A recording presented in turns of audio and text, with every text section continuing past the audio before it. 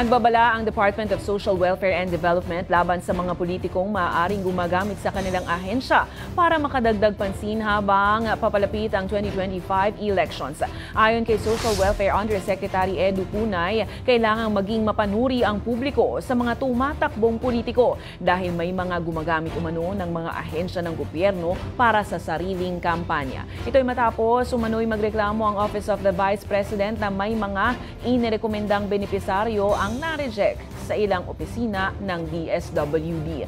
Anya, walang utos mula sa Malacanang o mula kay Secretary Rex Gatchalian na mamigay ng selective aid. Lahat ng benepisaryo ay dapat sumailalim sa masusing screening at interview ayon sa auditing rules. Nilinaw naman ni Punay na walang kailangang i-endorso mula sa anumang politiko para makakuha ng serbisyo at benepisyo. Tayo po ay maging mapanuri dahil minsan ay ginagamit ang mga ahensya ng pamahalaan sa kanilang kampanya. Hindi po totoo na ang DSWD ay namumulitika o nagpapagamit sa mga politiko sa aming mga programa.